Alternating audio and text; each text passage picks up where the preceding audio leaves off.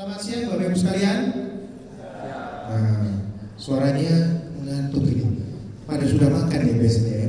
Kenyang terus diam ya. Saya mau bersama sekali lagi. Selamat siang Bapak Ibu sekalian.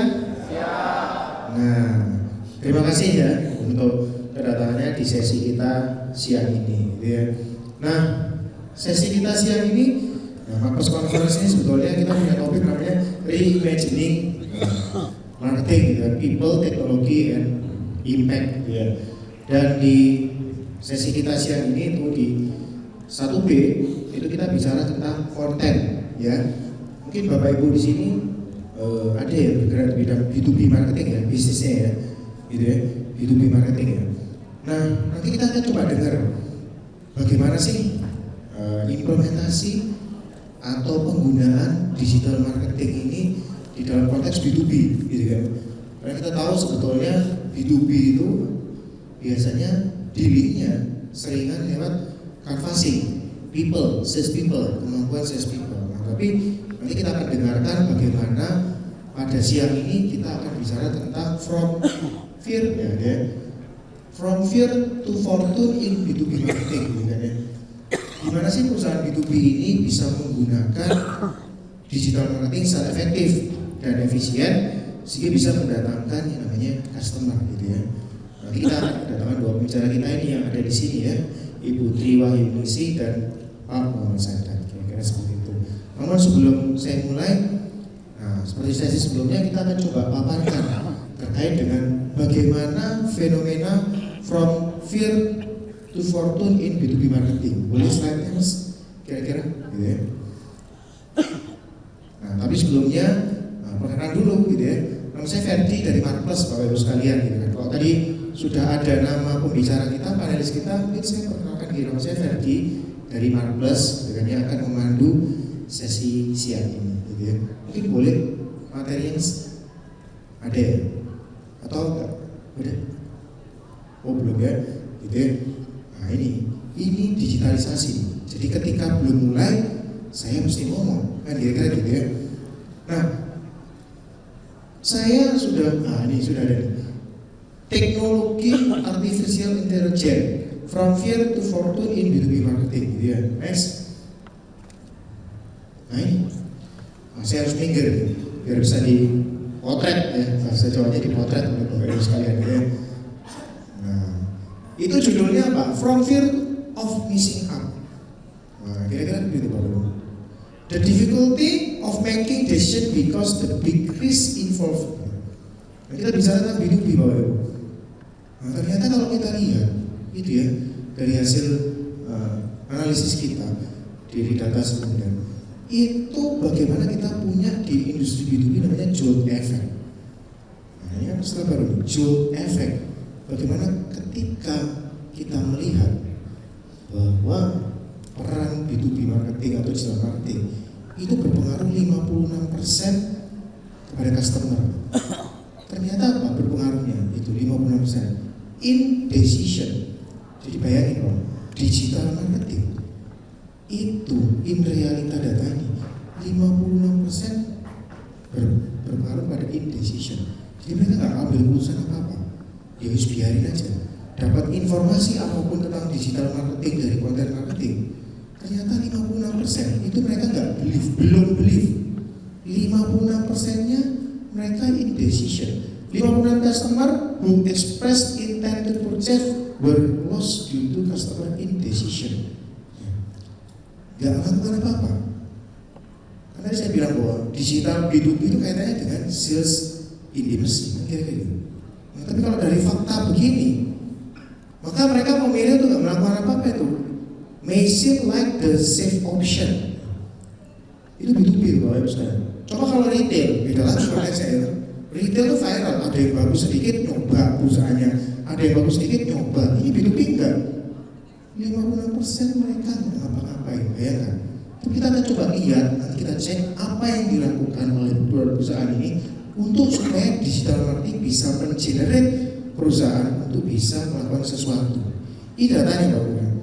Dan ketika mereka punya dua pilihan yang mereka lakukan dari digital marketing itu dari konten, mereka bisa melakukan kesalahan yang namanya konsekuensi resikonya adalah incorrect decision making atau indecision konsekuensinya. Jadi impact bisa macam-macam. Kalau mereka melakukan keputusan yang salah ketika informasi digital marketing itu ada, mereka bisa 3 financial loss. Misalkan sekarang digital marketing, misalkan ternyata di daerah tertentu produk saya lagi booming, ya. Di daerah Jawa lagi booming. Maka di daerah luar pulau kita harus juga bangun kan, kayak seperti itu kan. Digital marketing ya misalkan, oke, kita bikin cabang di sana, kita buka rute di sana, misalnya kita buka pengalaman pengiriman logistik di sana dan seterusnya gitu kan. Kalau itu nggak berhasil, kalau itu salah mengidentifikasi dari digital marketingnya, maka itu jadi financial loss atau bahkan operational disruption, gitu ya.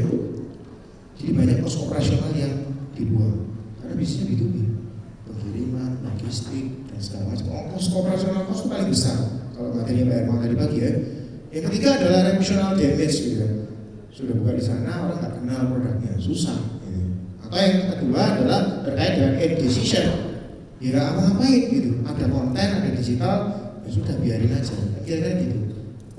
Salesnya juga nggak deketin saya, salesnya juga nggak deketin perusahaan, maka bisa jadi missed opportunities, competitive disadvantage sama customer dissatisfaction. Kira-kira gitu. Nah, lihat dari sini Bapak Ibu, kalau kita lihat bagaimana peran digital marketing, resiko-resiko di bisnisnya B2B. Ini seperti ini. Coba next lagi, satu lagi. Saya cuma punya 2 slide, 2 atau 3. Nah, ini kita lihat. Fear often arise because of the content failure in digital marketing. Nah ini, digital marketing, digital growth semua providing fear. Takut orang, benar nggak sih informasinya? Maka peran digital marketing kadang-kadang orang bilang, wah ini dibuat aja kontennya. Kan kira gitu, untuk meyakinkan orang untuk percaya. Nah ini kita lihat, menimbulkan ketakutan. Kemudian apa kita lihat bahwa overload information can leave buyer feeling haven't learned enough to make safe choice. Ini kita lihat bahwa jadi nggak ada tuh outcome. 27% in B2B companies apakah sudah menggunakan digital? Baru 27% ya kan? Baru 27% perusahaan B2B di Indonesia baru punya digital marketing. Karena semua masih bicara tentang tradisional, ya.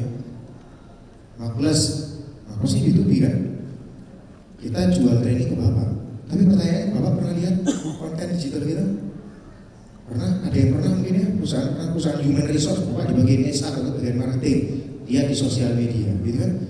Beberapa pernah, beberapa enggak, gitu. Beberapa mungkin sudah tahu marketing, maka mencari informasi lewat digital, kan kira-kira gitu. Tapi kalau yang belum tahu, keywordnya gimana cara nyetelnya kan nggak tahu Bapak Ibu. Nah, maka faktanya adalah 27% ini baru menggunakan digital marketing. Nah, ini menjadi faktanya. Gitu. Maka bagaimana di perusahaan B2B sisanya itu pakai apa? Kita lihat penggunaan tradisional approach ini masih banyak digunakan. Dan B2B marketer are unable to address many fear. Masih banyak bisnis belum maksimal melakukan branding dan promosi digital. Transformasi digital sudah menjadi agenda perusahaan besar. 90% bisnis gagal karena tidak paham digital marketing. Makanya kita lihat bagaimana peran digital marketing di dunia B2B ini, gitu kan. Sejauh apa perannya dalam konteks kalau Bapak Ibu tentang tahu materinya kita, teori bukunya kita Marketing 4.0 5A, Aware, Appeal, Ask, Act, dan Advocate. Sejauh mana pemanfaatan digital marketing di bisnis B2B ini? Apakah create awareness ataukah create appealing? Atau bahkan create advocate sampai atau bahkan create sampai ada orang beli langsung karena percaya konten nggak perlu dapat sales langsung beli. Kira-kira ada nggak praktek-prakteknya? Nanti coba kita dengarkan. Saya lihat konten dari mana, tanya di chatbot dan segala macam, tanya WA atau email dan segala macam, langsung beli.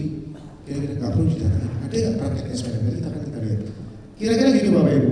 Jadi dilihat dari duanya ini kita akan bicara tentang bagaimana implementasi dari digital marketing di dunia B2B. Ya, kita akan datangkan dua pembicara. Biasanya sudah jelas ya bahwa bedanya antara B2B dan B2C itu. Kalau B2C gampang, kita bikin konten yang viral itu bebas. Tapi kalau B2B mau viral apa kita nyari? Konten seperti apa kita nyari? Kontennya masa bicara tentang produk knowledge terus, kan bosan orang lihatnya. Bicara digital sudah itu konten, produk knowledge terus gitu. Terus bedanya apa ya? Nanti kita lihat konten seperti apa dan bagaimana penggunaan konten itu untuk mendatangkan customer. Nanti kita akan lihat Bapak Ibu sekalian itu bagaimana implementasinya. Nah, kita kedatangan siang ini, mungkin nanti boleh naik ya, saya panggil dulu. Kita berikan aplaus dulu untuk pertama Ibu Tri Wahyuningsih sebagai Group Head Enterprise Product and Marketing Axiata Business Solution. Silakan Bu, boleh naik ke atas Bu. Nah ini, nanti kita akan dengarkan. Bu dari sini nggak ada Bu kayaknya. Iya, kayaknya harus dari sana Bu. Iya, gitu. Kita nggak punya pintu kemana saja. Yang kedua, nah, kita akan kedatangan juga, saya panggil, coba yang kedua, Pak Muhammad Sadar. Ya, kita berikan aplaus. Ya. Founder Expo. Timnas lagi naik sekarang ya. Nonton Timnas sekarang peringkatnya 125. Silakan Pak. Ya, 125. Silakan Pak. Nanti kita akan dengarkan dari XL Business Solution seperti apa, dari Expo seperti apa. Nah, Expo kan kita bilang retail ya. Nanti kita lihat B2B-nya seperti apa. Kira-kira semacam itu ya. Saya boleh duduk dulu ya. Saya sambil duduk. Baik, mungkin saya sapa dulu. Nah, kalau tahun lalu Bu, kalau Ibu kita duduknya di sofa. Nah, sekarang kita duduknya harus hati-hati. Kalau enggak jomplang ke belakang. Kira-kira seperti itu. Gitu ya. Baik, mungkin boleh perkenalan sedikit dari Ibu baru Bapak. Silakan. Oke. Tes. Semangat pagi? Pagi. Kalau di kami bilangnya selalu semangat pagi nih Mas Ferdi. Jadi mungkin perkenalan saya biasa dipanggil Ayu. Saya handle produk dan marketing dari XL Axiata Business Solution. Jadi mungkin kalau di brand retail kami mungkin teman-teman tahunya adalah XL dan Axis. Tapi kita juga ada sebenarnya yang B2B unitnya yang kita sebutnya XL Axiata Business Solution. Dan di sini sebenarnya nggak cuma jualan SIM card sebenarnya Mas Ferdi, tapi kita sebenarnya memberikan solusi ICT untuk perusahaan-perusahaan. Kurang lebih gitu. Terima kasih Bu. Selanjutnya mungkin Pak Sadar. Ya nama saya Sadar. Sekarang kesibukan sehari-hari mengurus bisnis. Timnas lagi rame, betul. Kita berikan pas dulu. Oh, dari timnas kita aja. Alhamdulillahnya ya. Keren Pak, serangkaian Pak.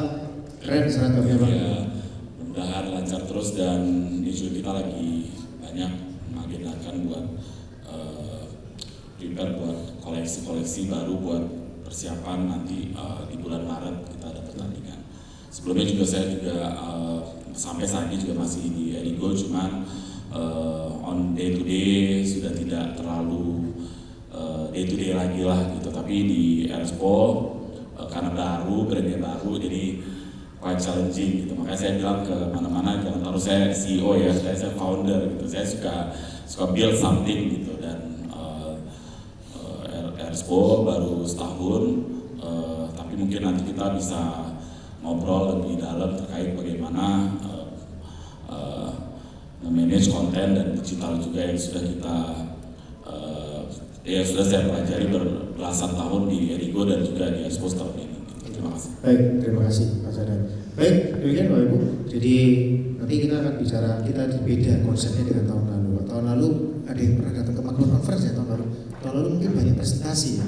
Tapi kita sekarang mungkin diskusi panel. Yang pertama mungkin saya tanya tadi Bu Ayu ya, Bu Ayu. Nah, kita akan bicara tentang brand dulu Bapak Ibu. Nah, kalau marketing itu sudah dengan brand. Mungkin boleh dari Bu Ayu sendiri memperkenalkan mungkin bagi yang belum kenal sebenarnya apa sih yang dimaksud dengan XL Axiata Business Solution itu dan bagaimana Ibu memandang landscape industri kita menyebutnya operator telekomunikasi saat ini ya berkait di bidang ICT solution tadi ya. Mungkin boleh bagaimana? Iya.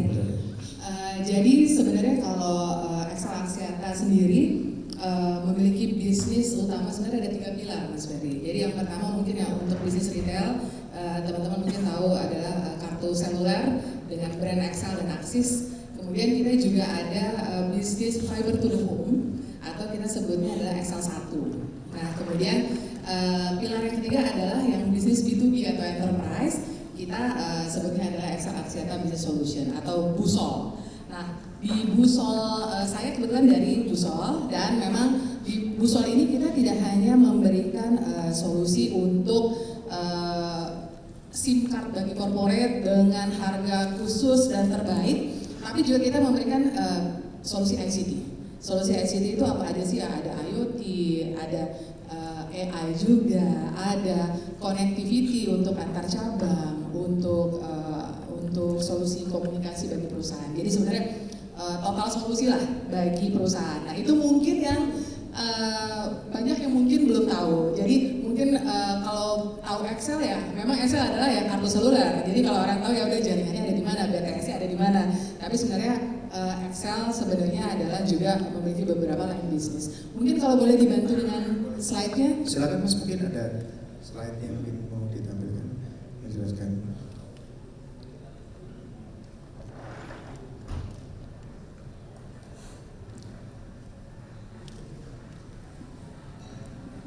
Nah mungkin ya mungkin next Mas. Iya, jadi mungkin sedikit perkenalan tadi mengenai brand Excel mungkin sudah sempat saya paparkan. Jadi kalau dari seluler kita sudah memiliki lebih dari 58 juta pelanggan. Kalau dari B2B sendiri sebenarnya sudah lebih dari 8.700 pelanggan korporasi dan juga lebih dari 22.000 pelanggan UKM SMI. Jadi kalau melihat dari bisnisnya memang cukup beragam dan kita juga mengakuisisi Linknet atau First Media di tahun lalu dan juga Hypernet kurang lebih. Oke, baik Bu, terima kasih. Itu ya, tadi kita tahu yang bagi belum tahu tentang XL Business Solution itu tadi sudah dijelaskan bahwa ini merupakan part of-nya mungkin salah satu bisnis unit bisnis ya, Ya.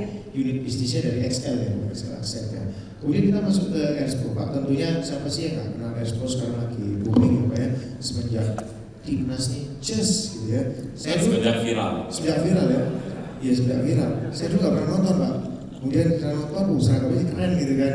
Orang jadi kayak orang pengen ikut gitu. Kalau zaman dulu kan nggak banyak Pak orang yang ikut timnas ya timnas saja. Tapi sekarang pengen ada yang beli juga seragam jersey-nya. Bahkan sekarang nama-nama asing juga keren dipakai. Kan Jokowi sendiri pakai ya.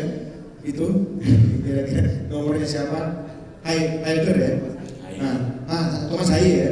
Haye ya, itu bahkan pakai gitu Pak Jokowi sendiri. Nah, ini tentunya sudah banyak yang tahu. Tapi mungkin Bapak boleh ceritakan dulu bagaimana sih awal mulanya Expo itu terbentuk Pak, saat kapan dan kira-kira pandangan Bapak untuk industri aparel ini seperti apa?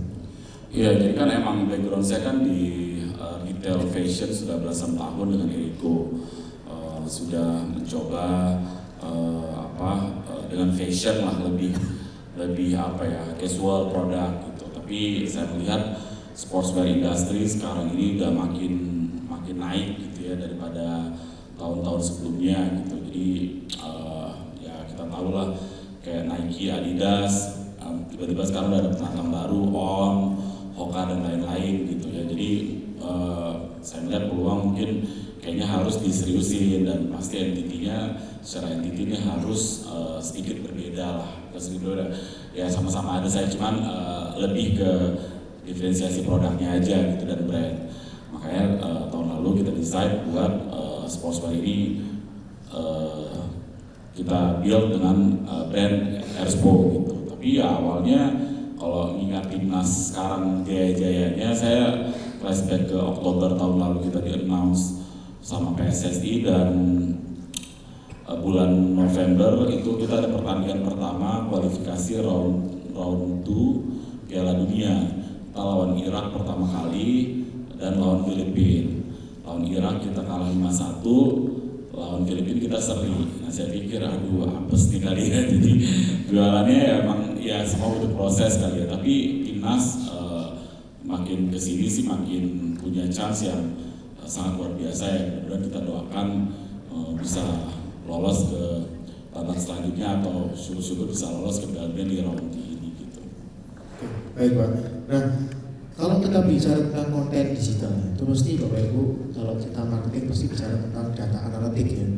Kan sudah ada konten, kita perlu ada melakukan data analitik, kira-kira seperti itu kan ya. Terus kalau punya konten buat apa kan gitu? Maka kita ada namanya data analitik. Nah, bicara tentang data analitik, saya mungkin mulai dulu dari Pak Sadat gitu ya, bahwa data itu merupakan salah satu elemen penting dalam industri B2B ya Pak ya. bagaimana ketika bicara industri B2B kita bicara tentang data gitu ya. Namun kalau kita lihat bahwa sebenarnya bagaimana sih kalau kita lihat brand baru gitu ya, kita bilang Ersko ini menggunakan pendekatan data Pak, untuk memahami seperti apa maunya pelanggan. Nah, kira-kira bagaimana Pak Sahadat melihat fenomena penggunaan data dari digital ini untuk mengetahui sejauh mana kebutuhan dan pengalaman ataupun anxiety saya dari pelanggan B2B. Silakan. Ya, jadi mungkin karena saya kan basicnya as a build something itu from scratch ya. Mungkin kalau Excel kan secara hierarki udah sangat luas dan sangat rigid lah gitu. Kalau saya menentukan sesuatu emang cepat gitu kan, dan agility, dan itu mungkin strength bisa juga strength, bisa jadi juga enggak gitu. Kalau kita nggak keputusan yang diambil itu nggak benar. Tapi yang cukup menarik sebenarnya kalau secara pengalaman di Ersko sekarang dari Juli ke November itu kita kenaikan secara sales itu bisa naik 5 kali lipat. Jadi saya selalu pikir gitu, ini data yang kita ambil apa gitu. Dan kalau flashback ke Erigo pun tahun 2000, nah itu mungkin yang menginspirasi saya kali ya. Kenapa nih tiba-tiba bulan Juli sekian omsetnya tiba-tiba naik lebih dari 5 kali lipat dalam jangka waktu month to month ya. Dari Juli, omset Juli dan omset November kok bisa naik sampai lebih dari 5 kali lipat. Nah, tapi yang menginspirasi saya mungkin sedikit pengalaman juga terkait dulu waktu di Erigo. Jadi dulu waktu di Erigo 2019, kalau ngikutin, kalau mungkin pernah dengar, kita pernah kantor di Parung gitu. Kalau sekarang kantor kita di FX Sudirman gitu ya. Tapi kalau dulu kita kantor di Parung, sebulan mungkin orderannya itu online paling cuma berapa ribu gitu ya, berapa ratus atau berapa ribu gitu di bulan Agustus 2019. Tapi 2020 orderan kita itu sempat hit 135.000 paket sehari gitu. Jadi saya selalu mikir ini datanya apa nih yang saya pakai. Tapi ya itu mungkin yang menginspirasi saya kali. Mungkin data belum ada, tapi kalau saya pakai data bulan Juli buat kenaikan di bulan naik 10%, naik 50% dan good lah gitu ya. Tapi kayaknya emang ya saya pendekatannya lebih ke ini timnas ada pertandingan, ini timnas jago, ini timnas kayak gini. Mungkin pendekatannya lebih anak muda kali ya, lebih melihat tuh sesuatu, oh rame nih kayaknya, komen rame nih gitu kan. Jadi mungkin pendekatan saya sih biasa seperti itu gitu. Dan ya sampai saat ini sih masih works ya untuk melihat potensi ke depan ya. Mungkin kalau pendekatan ke B2B ya kita kasih lihat ini bagus lo penjualannya toko sebelah dan lain-lain, dan kita kasih lihat activity atau kegiatan kita di sosial media tuh cukup rutin ya. Itu mungkin yang bikin B2B partners kita tuh juga jalan gitu ya. Oke, jadi kalau kita lihat bahwa ini sebenarnya menarik ya.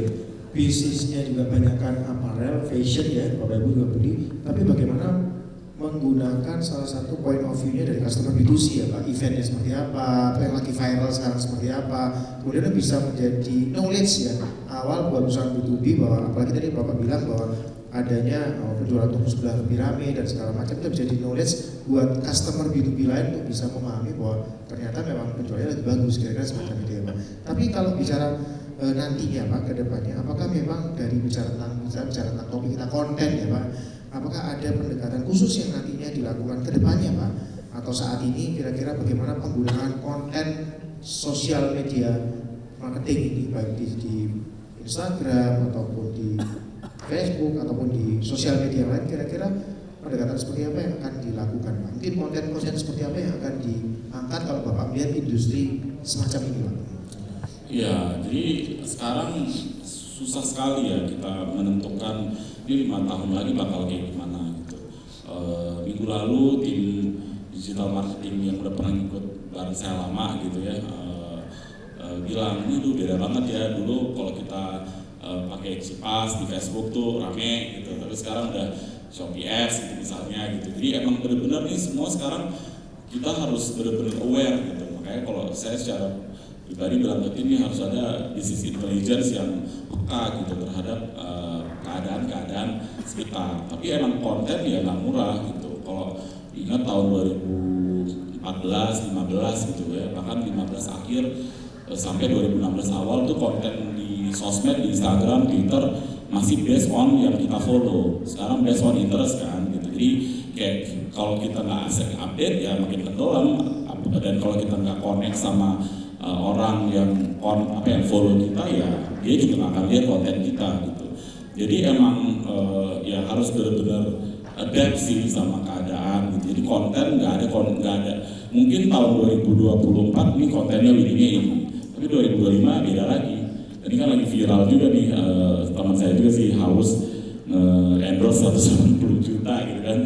Ya kalau dulu ngebayangin, ya saya waktu mau bikin Arif Muhammad dulu waktu dia belum sekarang kayak gini, ya by email aja kasih produk mau gitu ya. Sekarang gila juga gitu, konten udah segitu besar ya. Mungkin gimana ya challenge buat perusahaan-perusahaan yang masih baru gitu.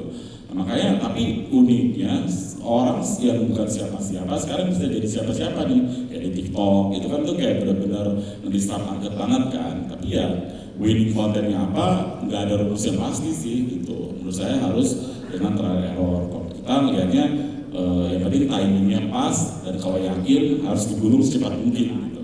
Mungkin kalau saya dari perspektif yang perusahaan yang lebih agile ya gitu. Baik Pak, kemudian kita masuk ke Bu Ayus. Nah, kita lihat bahwa ini tulisannya kena sinar, jadi saya bacanya penggunaan pentingnya data analitik ya, bahwa kalau kita lihat kan memang XL bisnisnya tentang ICT ya, teman-teman, telekomunikasi yang memang base-nya digital gitu ya. Nah, tapi kalau kita lihat bagaimana kita bicara B2B tadi, XL Business Solution-nya bisa memahami kebutuhan spesifik Bu. Kita kata kuncinya dari kebutuhan spesifik dari pelanggan corporate, kira-kira bagaimana data analitik seperti apa dan solusi yang ditawarkan agar relevan Bu. Kan kalau saya lihat di konten itu banyak banget di ada yang tentang green, tentang apa. Nah, itu bagaimana penggunaan data analitik supaya konten marketing itu bisa relevan dengan kebutuhan korporasi saat ini. Jadi audiens nggak takut, nggak fear kita nih kan, sehingga merasa bahwa ketika nemu, oh ini benar nih yang saya butuhkan. Itu gimana penggunaan data analitiknya Bu kira-kira? Oke, makasih Mas Ferdi. Jadi memang kita melihat memang bisnis enterprise itu berbeda ya dengan retail. Satu hal yang memang kita pelajari bahwa di B2B ini sales cycle-nya itu panjang. Karena memang adalah long journey biasanya kalau di B2B.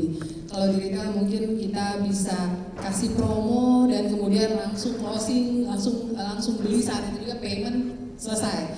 Kalau di B2B kebanyakan harus direct selling, harus ada proses tender lah, harus ada negosiasi dan lain-lain dan sebagainya. Yang dimana kadang-kadang mungkin prosesnya bisa 3 bulan sampai ada yang setahun mungkin untuk build kebutuhan itu sendiri. Dari sini sebenarnya kita pada awal kita masuk ke bisnis B2B di 2002 sebenarnya kita pada saat itu melihat mungkin dengan nama XL yang sudah dikenal kita bisa mudah untuk masuk ke bisnis ini. Tapi ternyata memang tidak semudah itu karena tetap brand harus dibangun. Jadi kita mulai melihat bahwa digital menjadi salah satu medium untuk kita juga melakukan marketing. Di mana salah satu yang kita lakukan memang adalah konten strategi itu sangat penting. Bahwa pemilihan konten yang tepat, relevan untuk membangun trust dan relevansi itu menjadi suatu hal yang sangat penting bagi bisnis B2B. Karena kalau mereka nggak trust dengan B2B, dengan kita, akhirnya mereka juga nggak beli, nggak buying. Dan peranan direct sales itu tetap harus didukung oleh marketing. Sehingga kita melihatnya konten strateginya beberapa sebenarnya pendekatan kita selain dengan melihat konten yang pas, kemudian kita juga kadang karena kita adalah di bisnis ICT, kita harus melakukan edukasi dulu nih Mas Ferdi. Jadi digital juga kita gunakan sebagai medium untuk kita mengedukasi masyarakat. ICT itu bisa bawa benefit apa sih kurang lebih. Dan kemudian juga untuk membangun trust ini tentulah kita harus bangun thought leadership lah, testimonial. Kita harus engage juga dengan para expert. Kadang kita juga menampilkan our internal yang memang juga memiliki knowledge sehingga untuk membangun keyakinan bahwa Excel tuh ternyata punya talent, punya pakar yang memang bisa memberikan solusi bagi perusahaan. Dan menurut kita digital kontennya tidak melulu kita hanya melakukan promosi seperti halnya retail. Mungkin sedikit bedanya kalau B2C pasti kita akan banyak main di tactical gitu ya. Nah, yang kita pelajari digital akan lebih banyak bermanfaat bagi B2B kalau kita mulai masuk dengan edukasi dan juga konten-konten advokasi yang memang bisa membantu customer kita lebih yakin. Itu yang kita lihat. Kita juga masih melihat approach yang paling tepat karena memang unitnya pasar B2B yang kami masuki memang multi industri. Dan bicara dengan multi industri, kita bicara dengan uniqueness-nya yang berbeda-beda.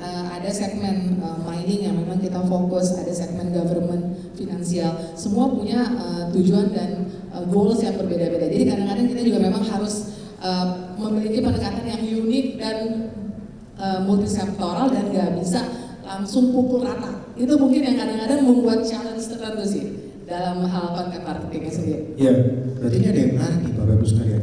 Tadi dibilang bahwa multisektoral gitu kan, bahwa segmennya beda-beda ya Bu ya. Betul. Bisa mining, bisa apa, dan mungkin saja pendekatan kontennya beda-beda juga ya Bu ya.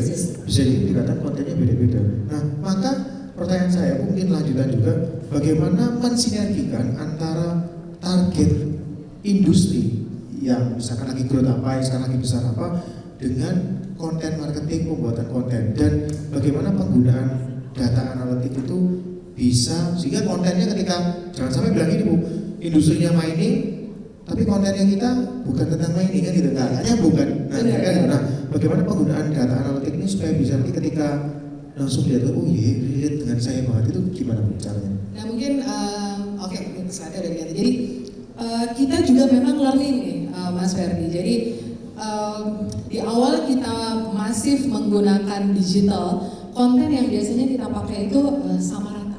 Kita mirroring nih di semua channel sosial media, mau itu Instagram, Facebook, X gitu ya, YouTube, LinkedIn, semuanya kita pukul rata, simplify. Nah, kita gunakan bahasa yang general, tapi ternyata setiap platform itu punya uniqueness masing-masing. Setiap platform juga ternyata si followersnya juga beda-beda nih kadang-kadang. Jadi setelah kita pelajari, mungkin di sisi paling kiri saat itu kita belajar bahwa ternyata kalau kita bicara di IG-nya kita, ternyata kalau kita posting sesuatu yang itu headline itu bold gitu ya, ternyata itu lebih engagement-nya tuh lebih tinggi, orang lebih dapat gitu kayaknya dibanding kalau kita terlalu banyak tulisan. Padahal kan sebenarnya kalau pasar B2B ya kita harus edukasi kadang-kadang identik dengan penjelasan yang banyak, karena kalau enggak gimana orang mengerti gitu kan. Ternyata enggak semua itu diminati. Jadi akhirnya kita dari sana kita coba pilih-pilih.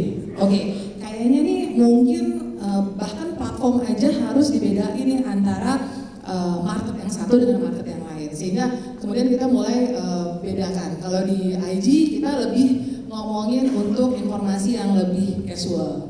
Kadang kita pakai bahasa Indonesia karena memang lebih bisa dipahami dengan multi stakeholder, dan memang alhamdulillah engagement rate-nya bisa naik dengan kita melakukan hal tersebut. Terus kemudian kita juga melihat LinkedIn itu juga memang adalah platform yang bagus, tapi buat siapa? Ternyata buat profesional. Dan kita pakai apa ya? Kita pakai bahasa Inggris di sana karena memang target marketnya berbeda, profesional yang lebih white collar. Nah kemudian kalau untuk pasar UKM kita ternyata lebih efektif untuk pakai Facebook dan X, Twitter gitu ya. Jadi lebih efektif ternyata percakapannya terjadi di sana. Jadi kita mulai melihat ternyata multi stakeholder, multi industri yang kita mau tapping juga kita harus bedain bahasanya bahkan sampai di level konten. Nah akhirnya kita juga mencoba melihat yang di on channelnya kita website. Di website kita yang datang juga ternyata adalah multi stakeholder. Dari sini terus kemudian kita mulai berpikir apa yang harus kita lakukan dengan website kita gitu ya. Jadi karena memang berangkat dari sana akhirnya kita merevamp website kita. Bahkan pada saat orang masuk ke dalam website dia udah langsung ditanya, kamu industrinya apa? Kamu dari perusahaan apa gitu. Jadi pada saat dia masuk kita udah langsung bikin journey yang berbeda pada saat seorang bankers masuk ke website dengan seorang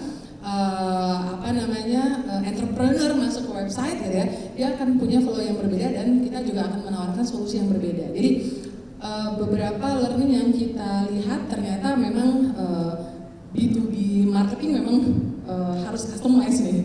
Dan kalau mungkin di retail ada momentum di mana ada yang viral nih gitu ya, kita bisa ngasih riding B2B gitu ya. Kadang-kadang ternyata nggak melulu itu fit untuk B2B. Kita pernah coba gitu ya, tapi ternyata tidak melulu itu fit karena memang beda pasar. Walaupun memang pasar B2B yang kita sasar ya pasti audiensnya juga adalah seorang personal ya. Tapi mungkin karena adalah ini sesuatu yang corporate, ya kita lebih kepada misalnya gini, banking lagi concern tentang apa sih, tentang security, dan kontennya yang kita bikin adalah terkait security, tapi bukan tentang suatu keviralan di sosial media yang lagi happening banget nih gitu. Jadi lebih ke arah sana yang kita coba untuk lakukan.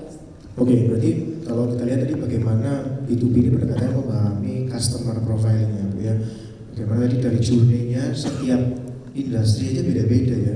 Mau segmen UMKM, mau segmen pebisnis, mau segmen mining, industri, journey-nya beda-beda. Maka itu yang menjadi dasar atau basis untuk pembuatan konten sehingga tidak sama untuk semua sosial media. Kira-kira semacam itu. Mungkin kalau boleh nambahin ini sedikit Mas Ferdi. Karena kami juga berangkat dari telco, mungkin kalau boleh di next slide. Jadi kita di telco punya data pelanggan yang sangat besar gitu ya. Kita punya lebih dari 58 juta. Dan pada saat kita bicara, gimana sih kita mencoba untuk memahami kebutuhan pelanggan kita yang memang berasal dari bisnis.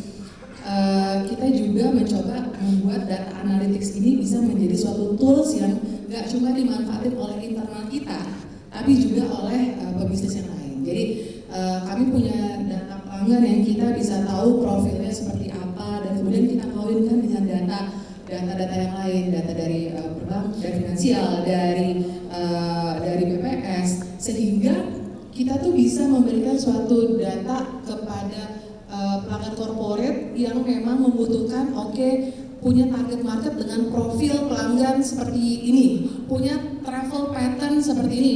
Kalau tadi Mas Hadat bilang mau buka toko di mana nih, nah kita juga bisa tuh sharing bahwa kita bisa menyesuaikan. Misalnya profilnya adalah yang suka sport, yang suka SIS-nya di AB misalnya, atau enggak yang memang punya device-nya. Jadi kita bisa lihat dari device type-nya seperti apa. Nah, ini kita berikan juga ke beberapa customer kita yang khususnya memang retail untuk memberikan informasi di mana sih harus buka cabang baru, atau kalau untuk banking biasanya karena sekarang going digital, di mana sih cabang yang harus ditutup misalnya seperti itu. Atau misalnya untuk perusahaan transportasi kita bisa kasih nih kepada si taksi yang biru, bagaimana sih behavior orang yang taksi hijau. Biasanya poolnya di mana aja sih kalau mau bikin taksi pool gitu misalnya. Itu berdasarkan data analytics yang memang menurut kita sayang banget kalau eranya seperti ini kita cuma memanfaatkan untuk internal kita, tapi kita juga bisa sharing untuk pelanggan B2B yang saya. Oke, baik, menarik sekali ya. Nah, saya masuk ke kedua ya. Pertama cara bicara tentang data ya. Data itu pasti digunakan untuk mendekati customer. Maka kita perlu yang namanya customer centricity. Bagaimana kita bicara tentang customer Pak sekarang? Data tadi kita sudah bagaimana penggunaan data, kemudian bagaimana ketika kita bicara customer pasti banyak ketakutan ya, terutama perusahaan B2B ya. Nah ini kalau kita mulai dari RSO sendiri, nah ini kalau kita lihat kan brandnya baru Pak, brand lokal yang bagaimana kita punya kompetisinya tidak hanya lokal tapi juga internasional brand gitu kan, apparel gitu. Lokal banyak, internasional juga banyak. Nah bagaimana Airpro ini sebagai brand baru bisa meyakinkan audiens B2B Pak untuk terhadap mungkin berapa kualitas dan ketahanan produknya itu melalui seperti apa, cara seperti apa, dan bagaimana pemanfaatan digital content itu untuk bisa meyakinkan perusahaan B2B bahwa kualitasnya baik. Silakan. Ya, yang pasti kan kalau kita karena baru setahun gitu ya, kalau compare ke Edigo mungkin beda konteksnya, tapi karena ini ke brand yang baru timnas gitu ya. Based on pengalaman journey beberapa bulan terakhir ini tuh itu depends banget sama apa yang tren yang lagi berjalan.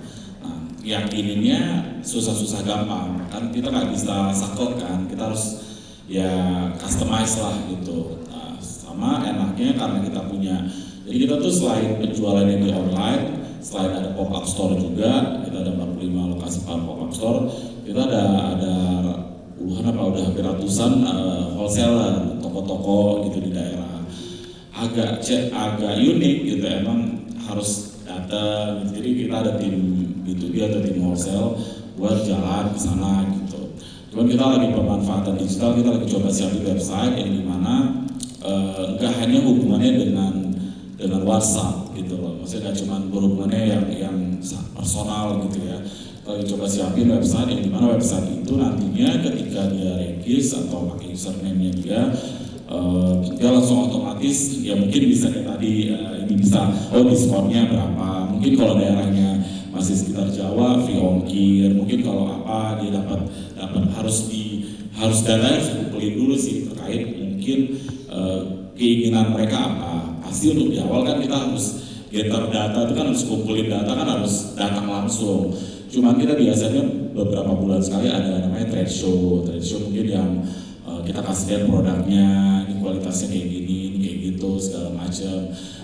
Dan beberapa yang kita pahamin, kalau di bisnis retail, maksudnya di fashion ini nggak bisa sangkut bener-bener digital banget gitu. Kalau dari pengalaman saya ini sekarang ya, karena justru B2B ini kita ketemu dengan satu partner, dia punya 2 toko ngalahin 50 toko. Nah, jadi ada satu konteks lah. Jadi kenapa si 50 toko ini kalah? Karena emang dia nggak berani gitu. Datanya belum terkumpul. Mungkin kalau saya pakai metode penjualan Juli, buat saya kasih estimasi penjualan akhir tahun ya, datanya pasti pakai data yang current kan. Nah, sama kayak dia gitu. Jadi caranya ya saya harus ya spill tipis lah, ya masuk kalah sih gitu. Jadi mungkin uniqueness-nya di lapangan seperti itu. Oke. Nah, kita tahu bahwa kalau bicara customer itu pasti banyak fear-nya ya Pak ya, untuk bisa diyakinkan bahwa digital tuh ternyata dari sisi awal ya, untuk supaya orang tahu dulu. Tapi ketika B2B bisnisnya panjang, perlu peran direct selling atau consultant selling yang meyakinkan sama sekaligus memberikan spill lah ya, kira-kira masa kalah sih Pak gitu, untuk supaya orang bisa beli lah produk kita. Maka nah itu kaitannya dengan yang namanya emotional intelligence Pak. Bagaimana customer centricity hubungannya dengan emotional intelligence, bagaimana pendekatan emosional kan. Ketika kita datang, kita menggunakan pendekatan emosional tadi. Nah, ini saya juga mau lihat dari XL kira-kira. Nah, bagaimana sih si XL ini membangun pendekatan emosional? Kecerdasan emosional seperti apa yang dibangun dalam konteks yang mungkin boleh dicari seperti Bapak tadi dalam konteks sales direct, atau mungkin dalam konteks konten di XL, pendekatan emosional seperti apa yang dilakukan oleh XL? Silakan. Ya, okay. Mungkin kalau bicara kecerdasan emosional, memang akan lebih efektif kalau kita bicaranya adalah human interaction ya, Mas Ferry ya. Karena memang kalau dengan human interaction, emosionalnya bisa dapat, empatinya bisa muncul gitu ya. Tapi kita juga melihat bahwa sebenarnya hal tersebut juga kita bisa bawa ke content marketing, ke digital. Jadi kita mencoba untuk membawa itu tentunya dengan kita harus pahami dulu lah customer-nya seperti apa sebelum kita bisa menggunakan bahasa-bahasa yang memang menunjukkan kita empati atau kita paham kebutuhan mereka tuh apa sih, kebutuhan bisnisnya. Dan juga yang kita coba lakukan kalau kecerdasan emosional di digitalnya lebih kepada personalized kontennya. Jadi walaupun yang kita jual adalah ICT, kita juga sadar tidak semua pelanggan kita itu adalah orang teknis. Jadi kalau kita bicaranya hanya teknis ya nggak akan nyambung. Jadi kita coba untuk mengurangi jargon-jargon yang terlalu teknis, lebih general, tapi juga bisa masuk. Dan juga kita melihat kalau misalnya hal apa sih yang bisa mengikat secara emosional adalah kalau misalnya orang melihat suatu keberhasilan. Jadi makanya kita bawa success story. Jadi kalau misalnya di B2B balik lagi trust sangat penting. Jadi kita coba bawa success story dari existing customer kita yang memang mereka bisa sharing sehingga itu memberikan suatu kenyamanan gitu bagi customer kita. Jadi kurang lebih seperti itu. Dan juga personal approach yang bisa dilakukan lewat konten digital atau digital touch point adalah salah satunya kita coba bangun wabah sebenarnya. Jadi Jadi lewat WhatsApp juga sebenarnya, tapi kita coba untuk ada interaksi di sana yang memang membuat mereka ya tidak hanya merasa hanya dijawab oleh mesin, tapi juga oleh human gitu. Jadi beberapa cara yang kita coba untuk mendapatkan emotional attach-nya di situ sebenarnya. Itu ya, karena kalau kita bicara khusus tentang Airsport Pak, seperti kita tahu bahwa mungkin kalau saya lihatin sosial medianya kan banyak terkait dengan orang memakai jersey dari atlet. Nah, bagaimana sih pemanfaatan digital content? Mungkin tidak langsung to direct customer B2B ya, tapi bagaimana mungkin pemanfaatan direct content ini untuk memanfaatkan kecerdasan emosional, pendekatan emosional seperti apa yang digunakan oleh Airsport ini supaya orang baik B2C maupun B2B believe bahwa produk ini bagus, audiens ini bagus, produk ini bagus, sehingga kita baik B2B maupun B2C percaya untuk kualitas dan kredibilitas dari produk ini. Kira-kira seperti apa? Ya kalau sekarang karena zamannya e-commerce, sosial media gitu ya, semua bisa kelihatan gitu, kelihatan dalam pengertian total barang terjual berapa gitu. Kalau dulu kan ya kita nggak tahu gitu, ini laku nggak ya gitu. Itu yang mungkin saya melihat cara kita juga meyakinkan ya gitu buat partner kita untuk ini produk lagi tren, ini produk lagi laku gitu. Karena kan mereka nggak punya data back end kita kan, yang mereka punya tapi kelihatan gitu kayak oh terjualnya sudah berapa, penjualan per bulannya berapa gitu. Dan kita quite happy karena di antara beberapa brand yang sudah lama malah melintang di dunia sports, jualan kita surprisingly di beberapa e-commerce cukup meningkat gitu, karena emang timnas lagi begini gitu ya. Kayak tadi ini harusnya jualan November nih spread mungkin sama Desember gitu ya, tapi jadi sebulan gitu karena pertandingan juga ada 2. Jadi ya unik banget gitu. Dan tapi kedepannya sih kita pemanfaatan B2B ini juga ya nanti mungkin akan ke klub bola gitu. Jadi emang sports ini lebih enak karena emang nanti akan berhubungan lagi nih sama klub, atau sama negara ya, sama kayak sekarang sama PSSI lah gitu. Jadi emang ya kita harus harus bisa meyakinkan, tapi juga ya mereka juga harus harus, karena kalau misalnya kayak Excel kan bisa nih mungkin secara success story ya gitu. Kalau kita kan success story kok dia doang yang diangkat, nah toko yang lain gimana tuh? Nah itu yang mungkin kadang-kadang agak susah. Paling ya kita bikin trade show itu per setahun gitu, biasanya kita kasih tambahan diskon secara apresiasi gitu. Jadi biar mereka encourage mereka buat put order lebih banyak lagi di season selanjutnya. Biasanya kayak gitu sih. Ya, jadi memang pendekatan bagaimana meyakinkan orang dari sisi data ya, data-data produk ini laku atau tidak, lagi viral atau tidak, lagi diminati atau tidak, itu yang meyakinkan secara langsung maupun tidak langsung ya Pak, perusahaan B2B dan dalam rangka membangun kredibilitas brand ya Pak ya, tentunya ya. Sehingga tadi Bapak tidak hanya dengan PSSI, mungkin kedepannya bisa percaya dengan perusahaan korporasi lain yang mempercayakan brand Airsport ini kepada sebagai partnernya mereka, kira-kira semacam itu ya. Baik, Bapak Ibu, ini karena kita waktunya terbatas Bu, jadi tadi kita mulainya jam 2, kita sampai setengah 4 karena waktunya terbatas. Sayang sekali, sebenarnya menarik ya kita bisa tentang B2B industri ini, tapi sebelum saya mau menarik beberapa kesimpulan ya Bapak Ibu sekalian dari apa yang sudah disampaikan oleh Ibu Ayu dan Pak Sadat gitu, bahwa ternyata meskipun kita lihat tadi data di awal baru 27% yang menggunakan digital marketing, tapi ternyata digital marketing itu bisa berpengaruh signifikan ya terhadap company growth gitu kan, dan bahkan bisa membangun kredibilitas gitu kan. Dan tadinya untuk perusahaan sebesar XL saja ternyata tidak semua korporasi tahu bahwa punya XL Business Solution harus dibangun dari awal Bapak Ibu sekalian. Maka kalau kita lihat bagaimana membangun, tadi sudah dijelaskan ada case study, ada edukasional, jadi Bapak Ibu menyampaikan bahwa kontennya kita personalize. Maka kalau saya ambil kesimpulan, jadi ada 4 hal yang harus kita perhatikan ketika kita bicara tentang B2B marketing, terutama konten. Yang pertama, Bapak Ibu harus memperhatikan yang namanya momentum.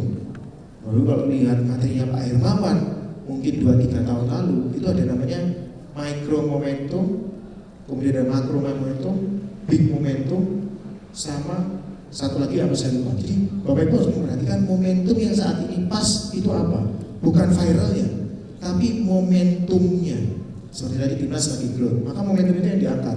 Seperti tadi viral bercerita, bukan viralnya, tapi topik pembicaranya terkait dengan hal tertentu.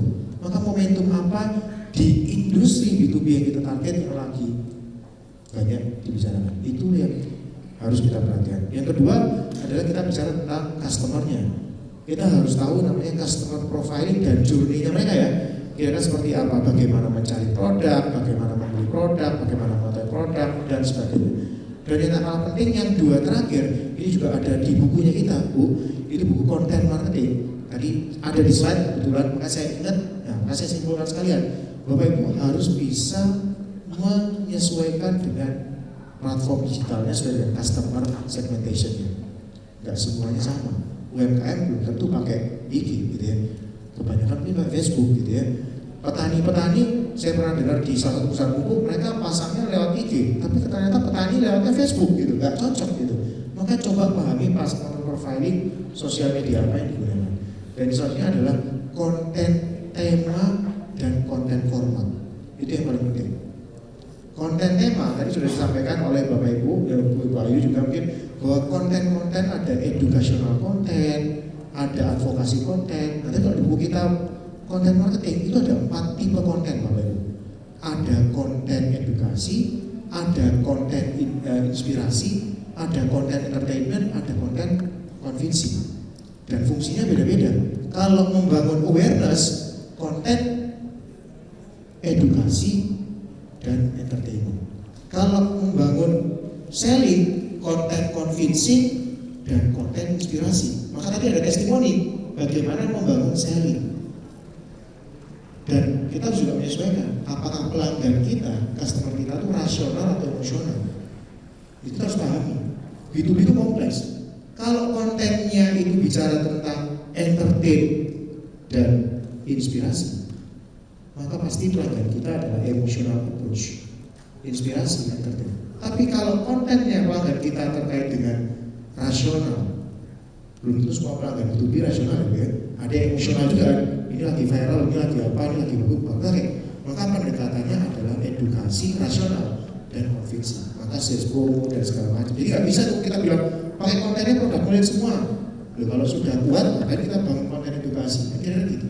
Harus bangun konten convincing atau inspirasi. Itu menentukan jumlah konten yang kelihatan. Kira-kira semacam itu mungkin kesimpulannya. Kita berikan aplaus dulu buat narasumber kita yang kita Ibu Ayu dan Sabar. Sebelum kita akhiri sesi, mungkin ada beberapa yang mau dibagikan ya. Ada sertifikat, ada kaos, sama ada mungkin boleh Ibu. Betul.